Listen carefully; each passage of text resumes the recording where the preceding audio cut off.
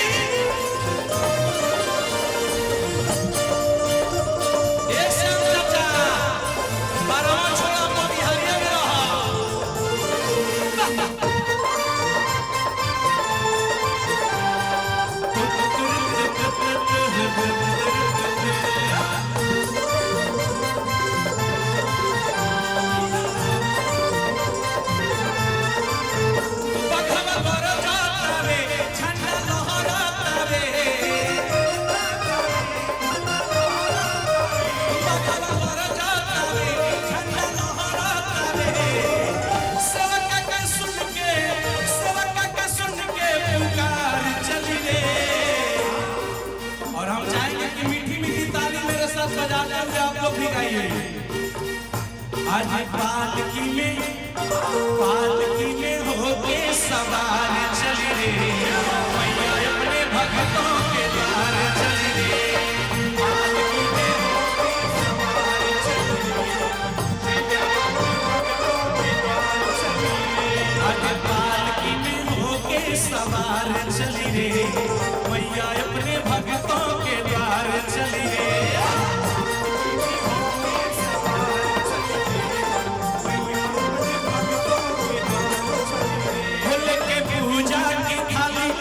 मन की जगाली तेरी आरती उतारूं भोली माँ, तुझो दे दे सहारा सुख जीवन का सारा, तेरे चरणों के वारू भोली माँ। हो माँ, हो माँ, हो माँ, हो लेके पूजा की थाली झुक मन की जगाली तेरी आरती उतारूं भोली माँ, तुझो दे दे सहारा सुख जीवन का सारा, तेरे चरणों पे वारू भोली माँ। हो माँ, हो माँ,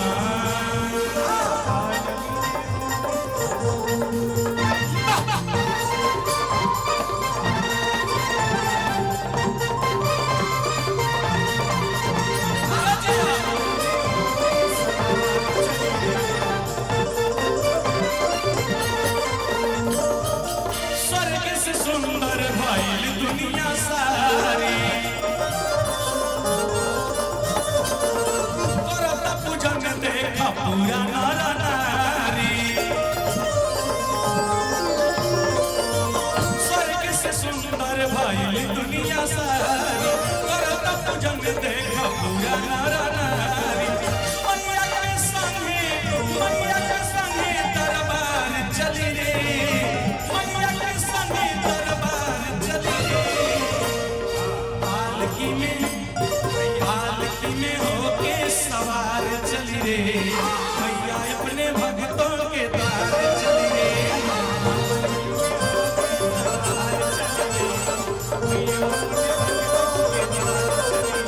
अरे पालकी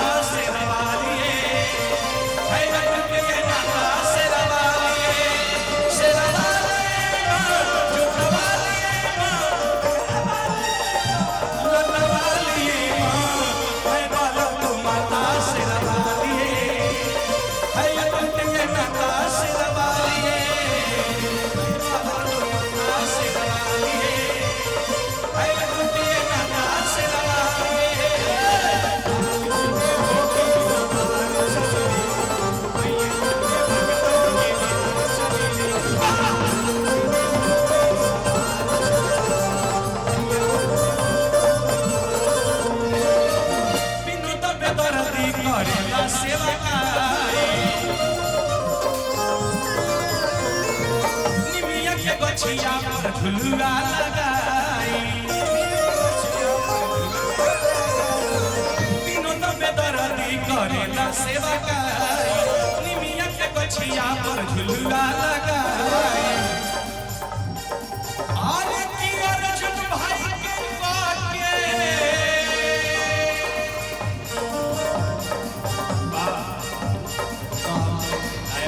जिला पार्षद के पैसा जिले पार्षद के मिलता सही बात अरे अर्जुन भाई के काके दुलार चली रे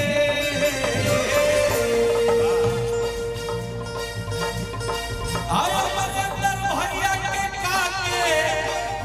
दुलार चली रे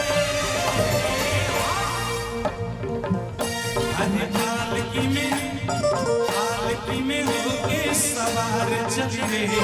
मैया अपने भक्तों के द्वार चली रे पालकी में होके सवार चली रे मैया अपने भक्तों के द्वार चली रे पालकी में होके सवार चली रे मैया अपने भक्तों के द्वार चली रे पालकी में होके सवार चली रे मैया अपने भक्तों के द्वार चली रे पालकी में होके सवार चली रे मैया अपने भक्तों के द्वार चली रे पालकी में होके सवार चली रे मैया अपने भक्तों के द्वार चली रे बोल भगवान मैया की जय। अगर अच्छा लगा लोग तो ईमानदारी से जोरदार ताली बजाएंगे बहुत बढ़िया की प्रतीक्षा थी शायद मनोज जी ने पूरा किया और भी ये इच्छा होगी वो भी बहुत सारे कलाकार बैठे हैं और बैठी हैं वो लोग मिलकर पूरा करेंगे और हमारे पूजा समिति में भी पकड़ी दियाल से नव निर्वाचित वार्ड आयुक्त हमारे बड़े भाई लाल बसास है और दिनेश जी पधारे हैं मैं उनको आमंत्रित करता हूँ और पूजा समिति के सदस्य अतुल बाबू जागरण करता हूँ उनको अवसर से सम्मानित कर दिनेश भाई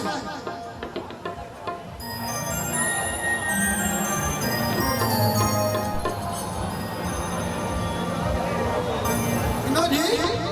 दिनेश बाबू नगर पंचायत में वार्ड आयुक्त निर्वाचित हुए। चलिए बहुत बहुत शुभकामनाएं हमारे तरफ से बहुत बहुत इसी तरह हम लोग नाम उठाते रहिए और आगे भी प्रोग्राम देखते रहिए। अच्छा चलिए राजवीर की मेरा कोटि कोटि प्रणाम है और एक गीत अर्जुन भैया का उसके बाद में झुमाएंगे आप लोग को माने हम कामे बा आप सबके एंटरटेनमेंट करेंगे एक गीत हमरा अर्जुन भैया के है गीत ये के ना पूरा समिति के है अच्छा एगो देशभक्ति गीत भैया लोग के आदेश रहेला हम ई गीत गा देता कि ओकरा बाद में एंटरटेनमेंट झुमाना ठीक ना एक छोटी सी प्रयास जो हमारी रहती है हमेशा आज भी वही प्रयास रहेगी हमरा अमरेंद्र भैया के ओर से रुपया मिलल है अर्जुन भैया के रुपया मिलल बा अम्मा के तो नाम पहचान तनी परिचय करवा अभी आई भाई ओकर रुपया ले ली 200 ना ले तो बोला जना चल तनी अब अमरेंद्र भैया भाभी के तरफ से 200 रुपया मिलल भैया की तरफ से 500 रुपया मिलल बताओ अब ई मोर कोई की का चाहिए बाप रे बाप अब भौजाई अर्जुन भैया कह दियो भैया का सालिया चाहिए तब का हम चाहे राजकुमार बाबू हम चाहे कि भौजी के छोटी बहन जैसे जैसे तुम बोला कि वहाँ के नहीं खींची ना अमरिंदर भैया अब तू खुद सोचो अमरिंदर भैया के बगल में अपना सोच के बैठा वाला दोसर के सही बात नहीं देखिए हम लोग जहाँ बैठे हैं उससे शहर कहते हैं और शहर में इस तरह अगर वाइफ बैठी है तो हो सकता है कि उस तरह हमारी बहन भी बैठ सकती है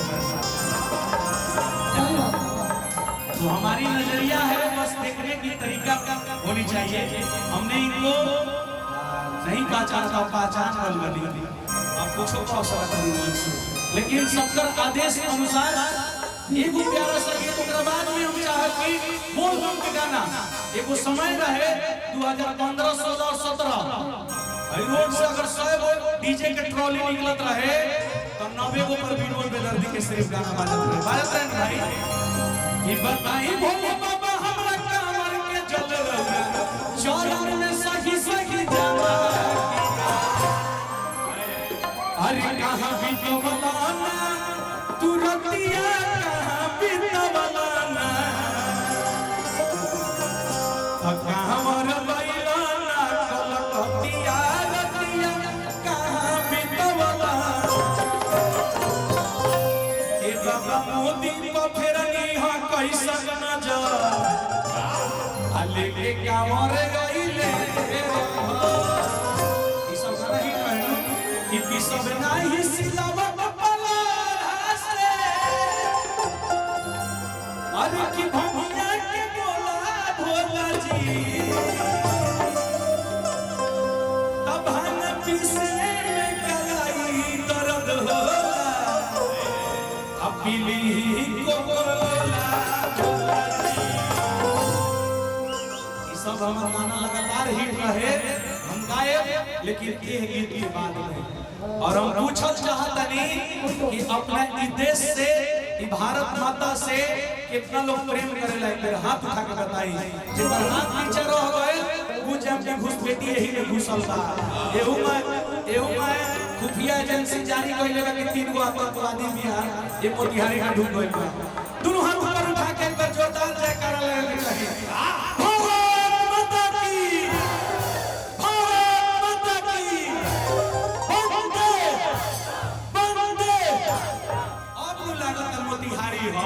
मोतिहारी ऐतिहासिक धरती हो यहाँ के बच्चा बच्चा में जवानी बा जेकरा खून खौलत जवानी बा सारा दुनिया में खोज ली हनी सारा दुनिया में खोज ली हनी ई देश के कोना कोना में खोज ली हनी लेकिन चंपारण जैसा का मरद कहीं नहीं है आज यही चंपारण के दिन बा गांधी जी पूरा देश में घूमल है लेकिन चंपारण जैसा का मरद महीना पहले यही चंपारण के धरती से सत्याग्रह आंदोलन चालू भई आज इस सत्याग्रह आंदोलन के दिन बा कि आज पूरा भारत देश आजाद बा यही चंपारण मेरा ऐतिहासिक धरती चंपारण और इस चंपारण धरती पे देशभक्ति न हो ये संभव कैसे है एक छोटी सी प्रयास आप लोग को दीजिए